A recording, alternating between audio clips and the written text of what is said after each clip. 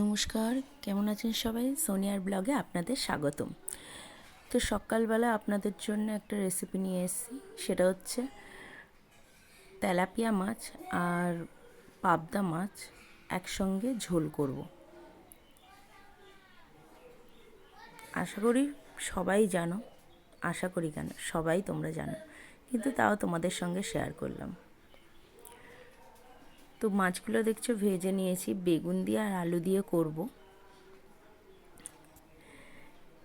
এদিকে মাছটা ভাজা হয়ে গেছে, মাছটা তুলে নিই। তারপরে এখানে তেজপাতা আর জিরে ফোড়ন দিয়েছি, আর শুকনো লঙ্কা একটা দিয়েছিলাম, তার সঙ্গে কাঁচা লঙ্কাও ছিল।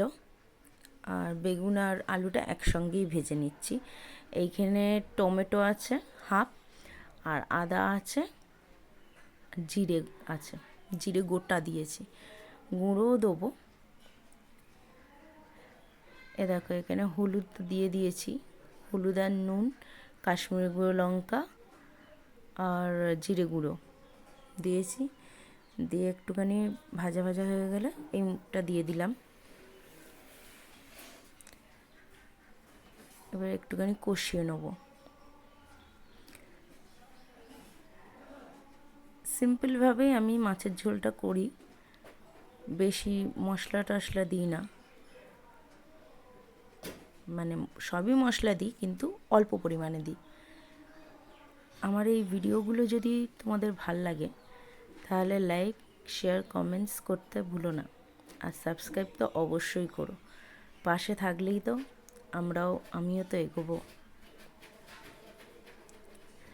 দেখো এখানে অল্প অল্প করে জল দিচ্ছি আর কষিয়ে নিচ্ছি। দিয়ে আবার একটুখানি জল দিয়ে দিলাম। আবার এটা একটুখানি ফুটে মুড়ে এলে, এই যে মুড়ে গেছে জলটা, দেখো তেল ছেড়ে দিয়েছে, মশলা থেকে তেল বেরিয়ে গেছে। তো এইবার আমার জলটা দিয়ে দেবো, আর একটুখানি কষিয়ে নিয়ে জল দিয়ে দেবো।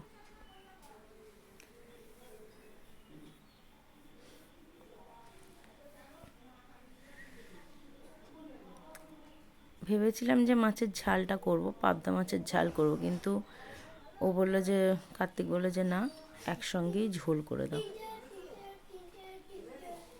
তাই আজকের ভিডিওটা এই পর্যন্তই। টাটা।